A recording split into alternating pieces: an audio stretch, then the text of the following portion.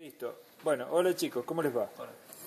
El diagrama circular de Heyland, que fue un ingeniero que estuvo relacionando las fórmulas de las máquinas eléctricas, encuentra que el lugar geométrico de las corrientes estatóricas es un círculo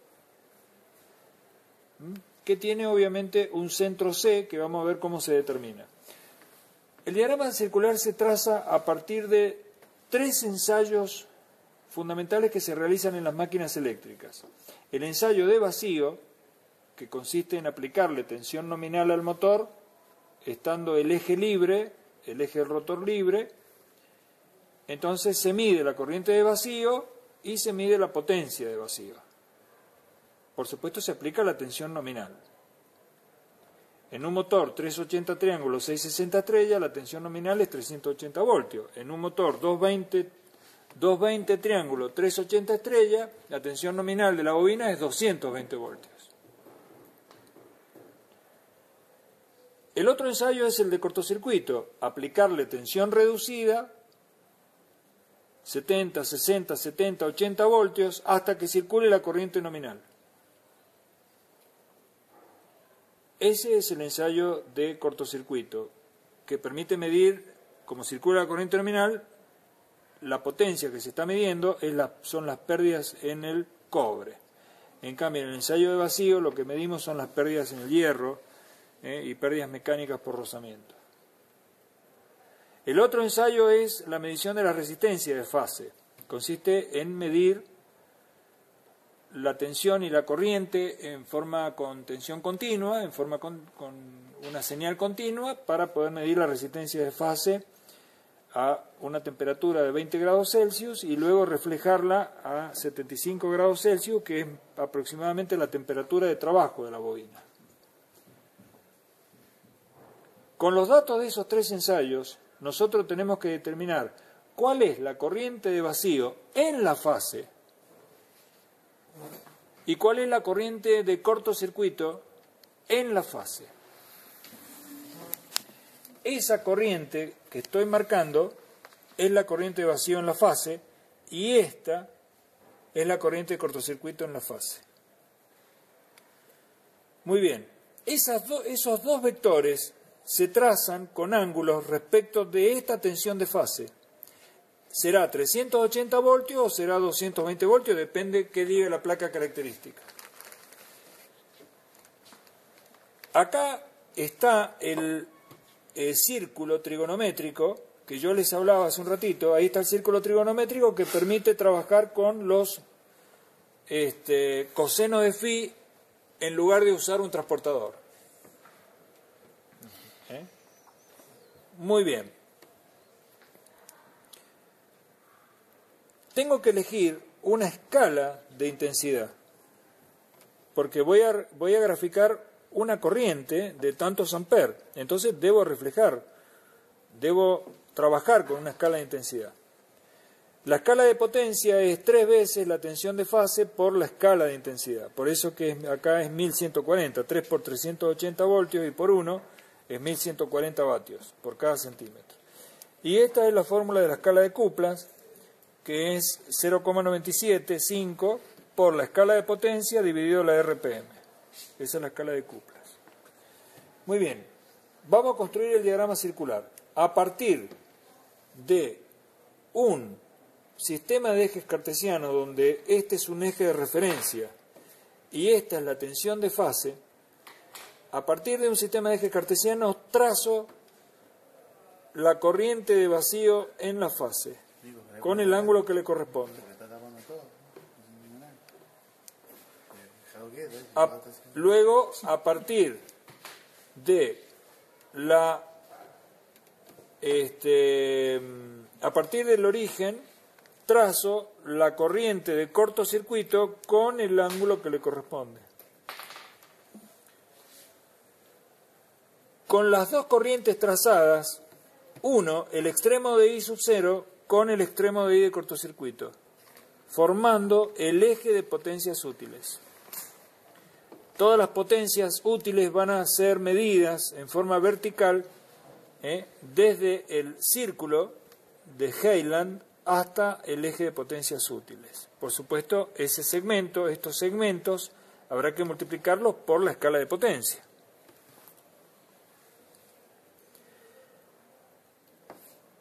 Muy bien. En el punto medio del eje de potencias útiles, ubico el punto medio y trazo una perpendicular a él hacia abajo. Desde el extremo de I0, levanto una vertical hasta cortar la corriente de cortocircuito. En el punto medio, trazo una horizontal. Donde se corta, con la perpendicular anterior, encuentro el punto C, que es el centro del círculo de Heiland. Concentro en C y radio hasta el extremo de I0, puedo trazar el diagrama circular, que repito es el lugar geométrico de las corrientes estatóricas. Ya tenemos construido el diagrama circular. Vamos a trazar el eje de resbalamiento. Aquí tengo el eje de resbalamiento, ahí lo estoy señalando. Prolongo el eje de potencias útiles hacia atrás y intercepto al eje de referencia en el punto P. Por el punto P trazo una semirrecta hacia abajo y luego busco una horizontal que sea fácilmente divisible por 10, comprendida entre la semirrecta, que es la prolongación del eje de potencias útiles, la semirrecta, que es prolongación del eje de potencias útiles, y la semirrecta que nace en el punto P hacia abajo. Este segmento, fácilmente divisible por 10, es el eje de rendimientos. Cualquier estado de carga, por ejemplo ese estado de carga, trazo una semirrecta que pase por el punto P y donde corta a esta recta, que es el eje de rendimiento, allí voy a saber cuál es el rendimiento del motor. Esto está dividido 0 rendimiento para la corriente de vacío, y acá tengo un rendimiento del 91-92%. Así tengo el eje de rendimientos. Muy bien. A partir del extremo de I0, trazo una horizontal. A partir del extremo de I de cortocircuito, bajo una vertical. Encuentro un punto A. Encuentro el punto A. A partir del punto A, levanto un segmento que es proporcional a las pérdidas en el cobre 1. Las pérdidas en el cobre 1 será 3 veces la resistencia de fase por la corriente de cortocircuito elevado al cuadrado. Esas serán las pérdidas en el cobre 1. ¿Qué corriente de cortocircuito? La corriente de cortocircuito en la fase. Entonces, este segmento, ¿cómo se calcula? Se calcula de la siguiente manera. 3 veces la resistencia de fase por la corriente de cortocircuito al cuadrado dividido la escala de potencia. Vatios dividido vatios sobre centímetros me va a dar el resultado en centímetros. Entonces, a partir del punto A levanto tantos centímetros y encuentro el punto C. Trazo una semirrecta que va desde el extremo de I de cortocircuito, que pasa por el punto C y encuentro lo que se llama eje de cuplas. Todas las cuplas, las cuplas motoras van a ser medidas en forma vertical desde el círculo hasta el eje de cuplas.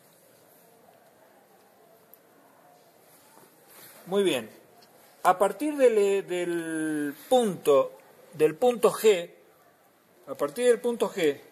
trazo una semirrecta hacia abajo de dirección arbitraria hasta encontrar el polo H. A partir del extremo de I0, trazo una semirrecta que pasa por H.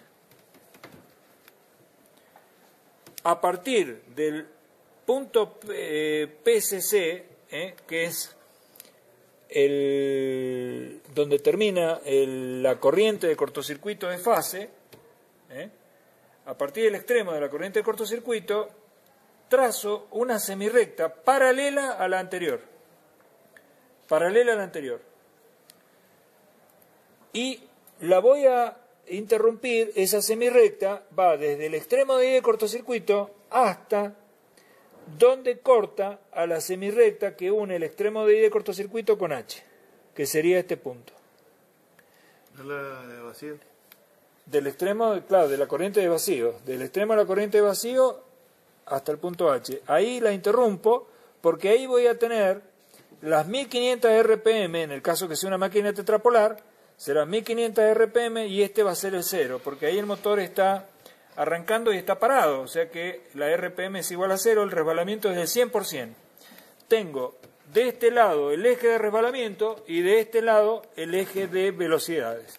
En este lado lo puedo dividir en 15 partes. Si lo divido en 15 partes, cada parte son 100 RPM. Y este, si lo divido en 10, cada parte será un 10% de resbalamiento. Así, para cualquier estado de carga, por ejemplo ese estado de carga,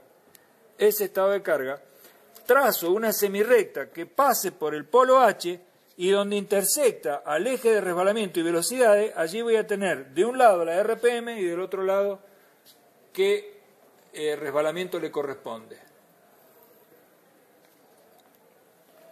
Muy bien. Para la corriente nominal, si supuestamente esa es la corriente nominal, bajo una vertical. Bajo una vertical.